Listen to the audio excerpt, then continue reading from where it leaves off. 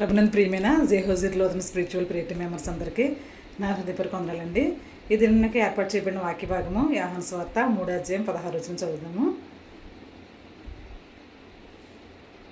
దేవుడు లోకమును ఎంతో ప్రేమించెను, కాగా ఆయన తన అద్వితీయ కుమారునిగా పుట్టినవాని యందు విశ్వాసముంచు ప్రతివాడు నశింపక నిత్యజీవం పొందినట్లు ఆయనను అనుగ్రహించెను. దయచేసి చిన్న ప్రేయర్ చేసుకుందామండి. స్తోత్రం స్తోత్రం స్తోత్రం. పరిశుద్ధుడు పరిశుద్ధుడు పరిశుద్ధుడు సర్వభూలోకమును సృజించి దానిని నీతితోనూ న్యాయంతోనూ పరిపాలించుచు కొని ఆడబడుచున్న మా ఘనమైన యేసయ్య, మీ ఘనమైన పాదములకు లెక్కించిన వందనములు స్తోత్రములు చెల్లించుకుంటున్నాం తండ్రి. సర్వశక్తి గల దేవుడిగా మీరు ఉన్నారు తండ్రి. ఏమి ఇచ్చినా కూడా మీరు రుణం తీర్చలేము ప్రభువా. నా తండ్రి, వాక్యం ఇచ్చిన ప్రతి ఒక్క బిడ్డను నూరంతలుగా దీవించి ఆశీర్వదించండి తండ్రి. మాకు ఏ వాక్య భాగం అయితే అవసరమైందో ఆ వాక్యాన్ని మీరు మాకు అనుగ్రహించి మీరే మహిమ పొందుకుంటారని మా కొరకు నా కొరకు సిలువలో ప్రాణం పెట్టి తిరిగి లేచిన యేసయ్య పరిశుద్ధ నామమున మిక్కిలి వినయంతో బ్రతిమలాడి వేడుకుంటున్నాం మా పరమ తండ్రి. ఆమేన్. ప్రభునందు ప్రియమైన సహోదరి సహోదరులారా, మరొకసారి నా హృదయపూర్వక వందనాలు తెలియజేస్తున్నానండి. ఇక్కడ యేసుక్రీస్తు ప్రభువారు చెప్తున్నారు, దేవుడు లోకమును ఎంతో ప్రేమించను, కాగా ఆయన తన అద్వితీయ కుమారునిగా పుట్టినవాని యందు విశ్వాసం ఉంచు ప్రతివాడు నశింపక నిత్యజీవం పొందినట్లు ఆయనను అనుగ్రహించను. నా ప్రియమైన సహోదరు, మనం యేసుక్రీస్తు ప్రభువారు మన తండ్రి అయిన దేవుడు మనల్ని ప్రేమించి తండ్రి కుమార పరిశుద్ధాత్మ త్రియేక దేవుడిగా ఉన్న ఆయన తన కుమారునిగా ఈ లోకానికి రావడం మనం చూస్తున్నాం. తన కుమారుని లోకానికి పంపించడం మనం చూస్తున్నాం. ఏమండి, అయితే మనం ఏం చేయాలి? ఆయన యందు మనం విశ్వాసం ఉంచే వారిగా ఉండాలి. ఏమండి, ఆయన యందు విశ్వాసం ఉంచి ఎప్పుడైతే మనం ఆ విధంగా ఉంటామో, ఏమండి, దేవుడు లోకం ఎంతో ప్రేమించను, కాగా ఆయన తన అద్వితీయ కుమారునిగా పుట్టినవాని యందు విశ్వాసం ఉంచి ప్రతివాడు నశింపక నిత్యజీవం పొందినట్లు ఆయనను అనుగ్రహించను. ఏమంటే నశింపక నిత్యజీవం పొందాలంటే మనం ఏం చేయాలి? మనం కూడా దేవుడు ఎలా అయితే ఈ లోకాన్ని ప్రేమించి ఆయన ఈ లోకానికి వచ్చారో అట్టి రీతిగా మనం అందరినీ కూడా ప్రేమించే వారికి మనం ఉండాలండి. ఆ విధంగా ప్రేమించినప్పుడు ఎవరైతే నశించిపోతున్నారో వారికి మనం వాక్యాన్ని చెప్పగలుగుతాం. ఎవరైతే నశించిపోతున్నారో వారికి వాక్యాన్ని మనం చెప్పగలుగుతాం అనమాటండి. ఎందుకంటే ఈ వాక్యం మనలోనే ఉంచేసుకుని మనం ఎవరికి షేర్ చేయకోకుండా ఉంటే, ఏమండి, కొంచెం క్రింద పెట్టిన దీపం వల్లే ఉంటాం అనమాట. అది ఎవరికి కూడా దాని యొక్క వెలుగు ఎవరికి కూడా ఉపయోగపడకుండా అలా ఆ విధంగానే ఉంటుందండి. అట్టి రీతిగానే మనం ఉండకుండా ఏం చేయాలంటే, ఆయన యందు పుట్టినవాని యందు విశ్వాసం ఉంచి ప్రతివాడు నశింపక నిత్యజీవం పొందినట్లు ఆయనను అనుగ్రహించను. దేవుడు మనల్ని ప్రేమించి మనకి ఈ విధంగా తన వాక్యాన్ని బయలుపరిచి ఏమంటే తన బిడ్డలుగా స్వీకరించారు కనుక మనం అనేక మందికి ఈ సత్యవాక్యాన్ని బోధించి వాళ్ళు కూడా చీకట్లో ఉన్న వారికి మహాశ్చర్యకరమైన వెలుగులో వాళ్ళని ప్రవేశించబెట్టే విధంగా ఉండాలంటే మనం ఏం చేయాలి? మనం వారి పట్ల ప్రేమ కలిగి వారికి వాక్యాన్ని బోధించే వారికి ఉండాలండి. ప్రేమించడం ద్వారా తర్వాత మన ప్రవర్తన ద్వారా, ఏమండి, మన క్రియల ద్వారా, మన యొక్క ప్రేమ ద్వారా అనేక మందికి వీరు దేవుని బిడ్డలను తెలియజేసే వారికి ఉండాలి. అందుకే ఇక్కడ 1 యోహాను పత్రిక 4:10 చెప్తున్నాడండి. ఏమంటే దేవుడు మనం దేవుని ప్రేమించామని కాదంట, దేవుడే మనల్ని మొదటగా ప్రేమించి తన యొక్క ఏకైక కుమారుని, తన అద్వితీయ కుమారుని లోకానికి పంపించారు. ప్రేమ సోదరులారా, అంటే అద్వితీయమైన కుమారుడు అంటే ముఖ్యమైన కుమారుని, ఒక్కగానొక్క కుమారుని కింద పుట్టినోట్లో ఉందండి. తనకు ఉన్న ఒక కుమారుని లోకానికి పంపించడం మనం చూస్తున్నాం. ఏమండి, ఇంకా 1 యోహాను పత్రిక 4:8-9 ఏమనుందంటే, మనం దేవుని వారమని, దేవుని కుటుంబంలో సభ్యులమని తెలియాలంటే ఏం చేయాలంట? ఒకరి పట్ల ఒకరు ప్రేమ కలిగి ఉండాలంటండి. ఒకరి పట్ల ఒకరు ప్రేమ కలిగి ఎప్పుడైతే ఉన్నామో ఆటోమేటిక్గా వీరు దేవుని కుటుంబంలో మనుషులు, వీరి యొక్క దేవుని సంబంధులు, వీరు దేవుని నమ్ముకున్నవారు, దేవుని బిడ్డలు వీళ్ళు అని వాళ్ళలోనే ఒక మెసేజ్ అనేది మన యొక్క క్రియల ద్వారా, మన యొక్క ప్రేమ ద్వారా ఆ మెసేజ్ అనేది వెళ్తుందండి నా ప్రేమ సోదరులారా. అందుకే మనం ఏం చేయాలంటే తప్పకుండా ఒకరి పట్ల ఒకళ్ళు ప్రేమని, గౌరవాన్ని, మర్యాదను కలిగి ఉండేవారికి మనం ఉండాలండి నా ప్రేమ సోదరులారా. అట్టి మర్యాద, అట్టి గౌరవాన్ని మనం ఎప్పుడైతే కలిగి ఉన్నామో ఎవరు కూడా నశించుకోవడం మనకి ఇష్టం లేదనుకుని మనం వాళ్ళకి వాక్యాన్ని చెప్పగలుగుతామండి. ఏమండి, వాక్యాన్ని చెప్పగలుగుతాం. చెప్పినప్పుడు వినుట వలన విశ్వాసం కలుగుతుంది. ఏమండి, ఆ యొక్క దేవుని వాక్యం ఎవరైతే వింటున్నారో వాళ్ళకి విశ్వాసం అనేది దేవుడే పుట్టిస్తాడండి. పుట్టించి ప్రభు అని వారిని నోటితో ఒప్పుకుని అప్పుడు వారు బాప్తిసం ఇమ్మని, తర్వాత దేవుని కుటుంబంలోకి వస్తామని వాళ్ళే అడుగుతారండి. అంతే, మనం చేసేదేం కాదు, కేవలం మనం వాళ్ళని ప్రేమించి ఈ యొక్క సత్యవాక్యాన్ని వాళ్ళకి చెప్పాలండి. చెప్పినప్పుడు ఎప్పుడు చెప్పగలుగుతామండి? మనం ఎప్పుడైతే దేవుడు లోకం ఎంతో ప్రేమించిన ఆ మాట మనం ఎంతవరకు ఎప్పుడు చెప్పగలుగుతాము? మనలో కూడా దేవుని ప్రేమ నిలిచి ఉంటే కనుక మనం ఆ విధంగా చెప్పగలుగుతామండి నా ప్రేమ సోదరులారా. ఇప్పుడు నొప్పులు ఒక మనిషి అగ్నిగుండంలోకి వెళ్ళిపోతున్నాడు, లేకపోతే ఒక మనిషి ప్రమాదంలోకి వెళ్ళిపోతున్నాడు, ఒక మనిషి పాముకు దగ్గరికి వెళ్ళిపోతుంటే పాము వెళ్ళొద్దు అని చెప్తాం మనం. ఏమండి అది నొప్పి వెళ్ళొద్దు అంటాం. లేకపోతే మన రోడ్డు మీద నడిచేటప్పుడు ఏమంటాం, బస్సు వస్తుంది దూరంగా ఉండండి తప్పకుండా అనేసి అంటాం. అయితే ఉగ్రత అనేది రాబోతుందండి. ఉగ్రత వస్తుంది. ఉగ్రత వస్తున్నప్పుడు మనం ఏం చేయాలి? దేవుని యొక్క కోపం అనేది వచ్చేస్తుంది, దేవుని యొక్క చట్టం అనేది వచ్చేస్తుంది, దేవుని యొక్క రాకడ అనేది వచ్చేస్తుంది. ఆ రాకడం తప్పించుకోవడం కోసం మనం ఏం చేయాలంటే వీళ్ళకి దేవుని యొక్క వాక్యం చెప్పాలి. ఇంకా స్టిల్ ఇంకా ఎవరైతే పాపంలో నిలిచి ఉన్నారో, అందుకే మా అపోస్తలుడైన పౌలు గారు అంటున్నాడు రోమా 5:8 ఇట్లనగా మనం ఇంకనూ పాపులమై ఉండగా, ఇట్లనగా మన దేవుడు తన ప్రేమను వెల్లడిపరుచుచున్నాడు. ఇట్లనగా మనం ఇంకనూ పాపులమై ఉండగా క్రీస్తు మన కొరకు చనిపోయింది. నా ప్రియమైన సంతులారా, ఇట్లనగా మనమే దేవుడు మన మీద తన ప్రేమను వెల్లడిపరుస్తున్నాడంట. ఎలా వెల్లడిపరిచాడండి? తన కుమారుని లోకానికి పంపించి తన కుమారుడు సువార్త ప్రకటించారు. ఏమండి అద్భుత కార్యాలు చేశారు, ఆశ్చర్యకార్యాలు చేశారు.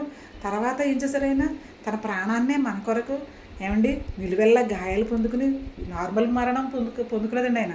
ఏమండి భయంకరమైన మరణాన్ని తన యొక్క జీవితంలో ఆహ్వానించారండి యేసుక్రీస్తు ప్రభు వారు. ఆహ్వానించి మన కొరకు తన యొక్క ప్రశస్తమైన రక్తాన్ని, తన యొక్క నీతిమత్తమైన రక్తాన్ని మన కొరకు చిందించారండి. మనం ఎవరి కొరకు రక్తం చిందించవలసిన పని లేదండి. కేవలం మనం ఒకరి పట్ల ఒకరు ప్రేమ కలిగి ఉండేవారిగా ఉండాలండి. అలా ప్రేమ కలిగి ఉన్నప్పుడు మనం ఇప్పుడు ప్రేమ కలిగి ఉంటామండి. ఆ బిడ్డ పట్ల ఆ బిడ్డ నశించుకోవడం మనకి ఇష్టం లేనప్పుడు మనం నిజంగా దేవుని బిడ్డల మీదే కనుక అప్పుడు వాళ్ళని ఆ ఉగ్రత నుంచి వాళ్ళని కాపాడటం కోసం ఈ యొక్క సజీవమైన వాక్యాన్ని, పరిశుద్ధమైన వాక్యాన్ని, స్వస్థపరిచే వాక్యాన్ని, ఆ ఆశీర్వాదాలు ఇచ్చే వాక్యాన్ని మనం అనేక మంది చెప్పేవారుగా మనం ఉంటామండి.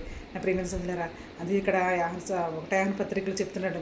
ఏమన్నా మనం దేవుని వారమని, దేవుని కుటుంబంలో సభ్యులమని ఎప్పుడు తెలుసుకుంటారంటే జనాలు, మనం ప్రేమ కలిగి ఉన్నప్పుడు, మనం గౌరవాన్ని కలిగి ఉన్నప్పుడు, ఏమండి ఎదుటివారి పట్ల ప్రేమను, గౌరవాన్ని, ఆప్యాయతను మనం కలిగి ఉన్నప్పుడు మాత్రమే దేవునికి వాక్యం చెప్పగలుగుతామండి. ఇది తప్పు, మనం చేసేది తప్పు, మనం ప్రభువుని మన సొంత రక్షకుడని యేసుక్రీస్తు ప్రభువుని మనం ఒప్పుకున్నప్పుడు, ఆయన ఒప్పుకుని మన పాపాలు విడిచిపెట్టాలి.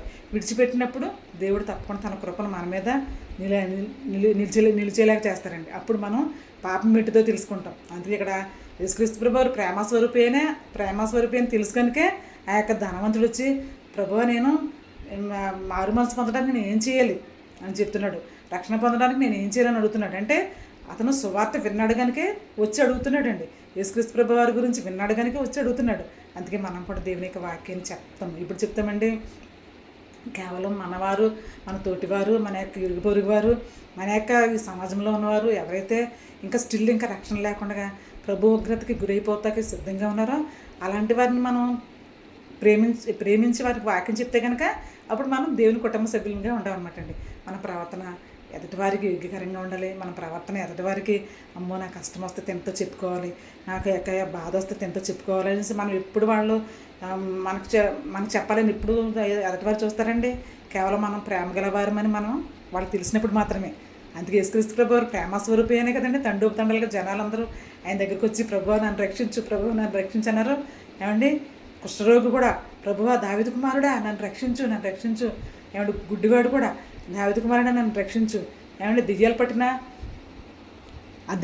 ఆవిడ కూడా, దావీదు కుమారుడా నన్ను రక్షించని దెయ్యం పట్టిన వాళ్ళు కూడా వచ్చి అడిగారండి.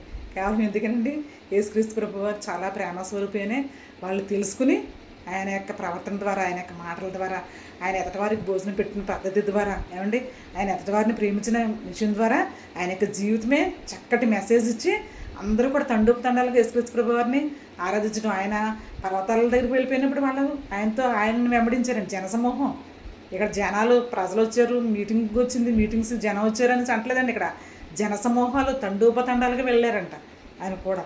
ఏమండి యేసుక్రీస్తు ప్రభు వారు కూడా ఆయన వెంబడించడానికి జనసమూహాలు తండాలుగా వెళ్తున్నారంట.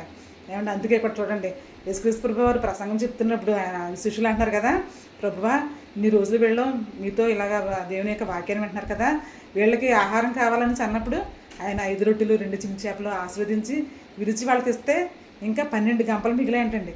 అప్పుడు 5,000 మంది పురుషులు, అంటే ఇంకా వారి బిడ్డలను లెక్క పెట్టలేదు, వారి యొక్క భార్యను లెక్క పెట్టలేదు. అంటే అంత జనసమూహం ఆయన వెంబడిస్తూ ఉండేవారండి ఎప్పుడు కూడా. ప్రియమైన సహోదరులారా, అందుకే మనం ఏం చేయాలంటే మనం ఎదుటివారి పట్ల ప్రేమ చూపించేవారికి ఉండాలండి. ఎదుటివారి పట్ల ప్రేమను కలిగి ఉండేవారికి ఉండాలి. యేసుక్రీస్తు ప్రభువు చెప్తున్నారు. అందుకే ఇక్కడ భక్తులందరూ చెప్తున్నారు, శిష్యులందరూ చెప్తున్నారు. ఏమండి అపోస్తలుడైన పౌలు గారు అంటున్నాడు, మేము సాక్షులము. యేసుక్రీస్తు ప్రభువు వారు ఏ విధమైన ప్రేమ చూపించారో దానికి మేము సాక్షులము. అంటే మనం కూడా దేవుని ప్రేమను అనుభవిస్తున్నాం కదండి. మనకు దేవుడు చక్కటి కుటుంబాలను ఇచ్చాడండి. దేవుడు మనకి చక్కటి ఆరోగ్యం ఇచ్చాడు. దేవుడు మనకు చక్కటి ఉద్యోగాలు ఇచ్చారు. దేవుడు మనకి చక్కటి ఆశీర్వాదాలు ఇచ్చారు. దేవుడు మనకు చక్కటి బిడ్డలు ఇచ్చారు. ప్రతిరోజు మన దైనందిన జీవితంలో ఆయన అనుక్షణం మనల్ని కాపాడుతున్నారండి. కాపాడుతున్నప్పుడు మనం ఆయన యొక్క ప్రేమను ఎదుటి వారికి మనం తెలియచేయడంలో అది అంత పెద్ద కష్టమైన పని ఏమీ కాదని నేను అనుకుంటున్నానండి. నా ప్రియమైన సహోదరులారా, తప్పకుండా దేవుని యొక్క వాక్యాన్ని మనం అనేక మందికి చాటి చెప్పలాగా దేవుడు మనల్ని దీవించాలండి. నా ప్రియమైన సహోదరులారా, మనం ఏదైతే ఈ యొక్క వాక్యాన్ని దేవుడు మనకు వరంగా ఇచ్చారో, ఏమండి, ఈ యొక్క రక్షణ భాగ్యం అనేది మనకు వరంగా ఏదైతే మనం పొందుకున్నామో, ఈ యొక్క రక్షణ భాగ్యాన్ని మనం వరంగా పొందుకున్నాం కనుక ఎదుటి వారికి ఈ యొక్క వరాన్ని వారికి కూడా కలిగించాలంటే వాళ్ళని మనం ప్రేమించామంటే కనుక ఏంటండి, వారికి వాక్యం చెప్పడమేనండి. ఏమన్నా నశించిపోతున్న దాన్ని వెతకి రక్షించడానికి యేసుక్రీస్తు ప్రభువు ఈ లోకానికి వచ్చారు కదండి, వచ్చారు. ఆ విధంగానే మనం కూడా ఏం చేయాలంటే, దేవుడు లోకమును ఎంతో ప్రేమించను కాగా ఆయన తన అద్వితీయ కుమారునిగా పుట్టినవాని అందు విశ్వాసం ఉంచి ప్రతివాడు నశింపక నిత్యజీవం పొందినట్లు ఆయనను అనుగ్రహించను అండి. ఆయన ఎందు విశ్వాసం ఉంచే భాగ్యాన్ని మనం అనేక మందికి, అన్ని జనులైన వారికి మనం కలిగిద్దామండి. నా ప్రియ సహోదరులారా, ఇక్కడ యోహాను గారు చెప్తున్నాడు కదా, మనం దేవుని కుటుంబ భారం అని ఎప్పుడు తెలుస్తుందంట. 1 యోహాను పత్రిక 4వ అధ్యాయం 10వ వచనంలో, 8, 9, 10 వచనంలో ఏమని చెప్తున్నారు, మనం దేవుని ఇంటి వారమని తెలుస్తుందంట. ఎప్పుడండి మనం వాళ్ళని ప్రేమించి మనం ఎప్పుడైతే వాక్యం చెప్తామో, మనం ప్రేమించి ఎప్పుడైతే మనం వాళ్ళని గౌరవిస్తామో అప్పుడు మాత్రమే. అందుకే మనం ఇప్పుడు కూడా ప్రేమ కలిగి ఉందామండి. ఒకరి పట్ల ప్రేమ, గౌరవాన్ని, ఆప్యాయతను మనం కలిగి ఉందాం. ఏమండి, ఈ యొక్క గుడ్ న్యూస్ని అనేక మందికి షేర్ చేద్దామండి. అందుకే అపోస్తలుడైన పౌలు గారు అన్నారు కదా, ఇట్లనగా తన ప్రేమను వెల్లడిపరిచారంట. యేసుక్రీస్తు ప్రభువు తన ప్రేమను, దేవుడు తన ప్రేమను వెల్లడిపరిచి తన కుమారుని లోకానికి పంపించారండి. స్టిల్ ఇంకా మనం పాపంలో నిలిచి ఉన్నప్పుడు పంపించారండి. అప్పుడు యేసుక్రీస్తు ప్రభువు ఈ లోకానికి రావడం, మన కొరకు ఆయన చనిపోవడం, తిరిగి లేవటం, ఏమంటే తిరిగి రాబోతున్న రక్షకుడిగా ఆయన ఉన్నారండి. చాలాసార్లు మనం చెప్పుకున్నాం, ఆయన మధ్యాకాశంలోకి వస్తారండి మహామహిమతో, తన దూతలతో వచ్చినప్పుడు మనం సంతోషంగా ఆయన ఎదుర్కోవాలంటే ఈ వాక్యాన్ని మనం చేతపట్టుకుందామండి. అండి, వాక్యాన్ని మనం కలిగి ఉందాం. ఆ విధంగా కలిగి ఉన్నప్పుడు వాక్యాన్ని అనేక మందికి షేర్ చేసినప్పుడు ఈ యొక్క భయంకరమైన ఉగ్రత దినం నుంచి వాళ్ళని మనం కాపాడే శక్తిని దేవుడే మనకు అనుగ్రహించారండి. ఆ శక్తిని మనం అందరికీ షేర్ చేసేలాగానే పరిశుద్ధాత్మ దేవుడు మనం దీవించి ఆశీర్వదించును గాక. ఆమేన్.